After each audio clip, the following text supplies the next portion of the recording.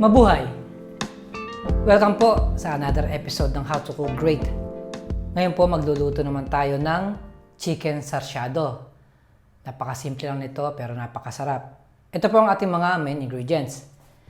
Meron po ako rito 600 grams na chopped chicken. Gagamit tayo ng dalawang pirasong itlog, chopped garlic,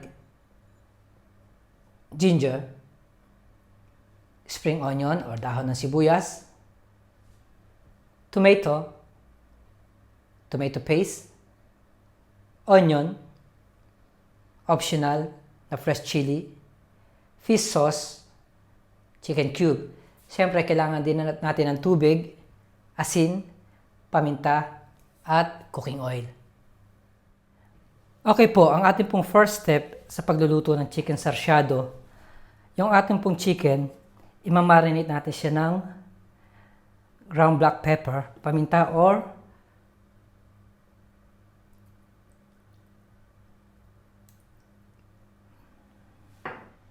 okay po. Ang ating pong first step sa pagluluto ng chicken sarsyado, yung ating pong chicken, imamarinate po natin siya ng ground black pepper or paminta at fish sauce. So, imamarinate lang natin siya ng mga 1 hour bago tayo mag-start na magluto. Kailangan po lumasa yung fish sauce sa ating chicken.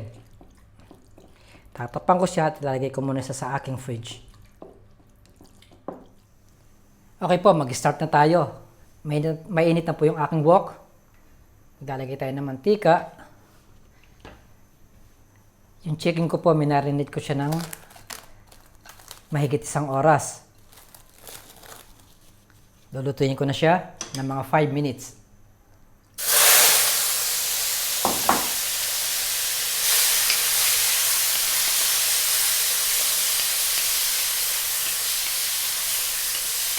Once na mag-brown na po yung ating chicken, set aside ko siya at mag-start na tayong mag-isa ng mga bawang, sibuyas, kamatis. Kailangan lang po medyo may crunchiness yung ating chicken bago natin siya lutuin. Kasama ng mga iba pang ingredients.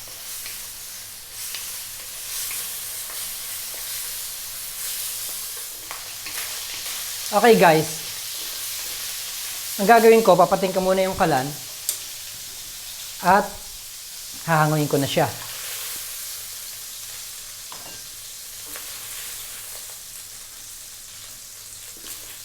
Tapos po, the same oil yung ating paggigisahan. So, continuous tayo. Buksan ko siya uli. At ilalagay na po natin yung ating luya at bawang.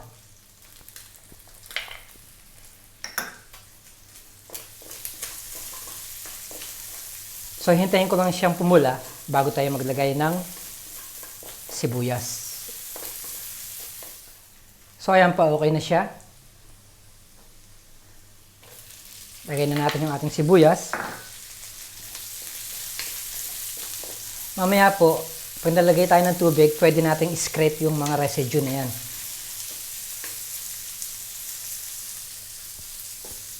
Lagay na rin natin yung ating kamatis. So, lulutuin ko lang yung ating kamatis siguro ng mga 1 minuto bago tayo maglagay ng tubig.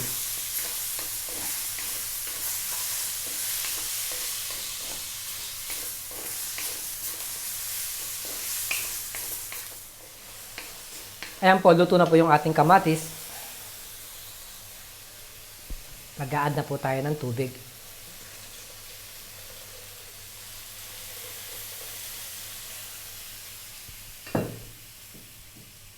Ilalagay na rin po natin yung ating tomato paste.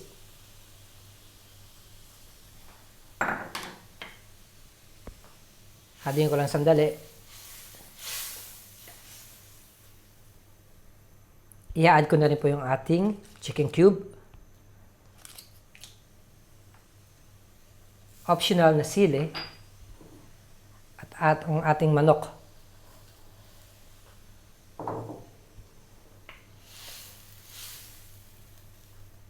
Mag-add tayo ng konting salt, pero konti lang gawa ng kanina, minarinate na po natin siya ng fish sauce.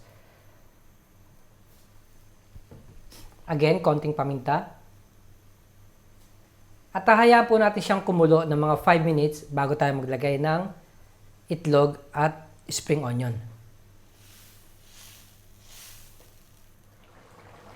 Punta na po tayo sa last stage ng ating pagluluto ng chicken sarsyado. Ang panghuli, i-add ko na po yung ating 2 pirasong itlog.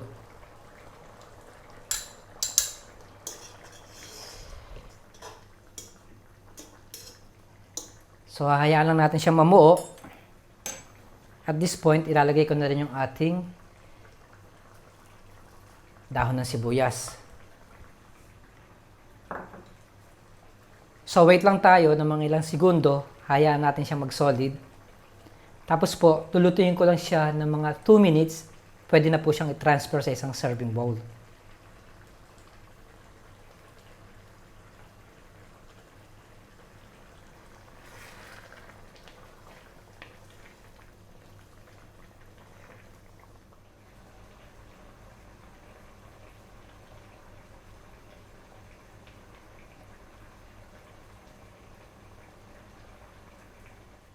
Ito na po ang ating napakasarap na finished product ng chicken sarsyado.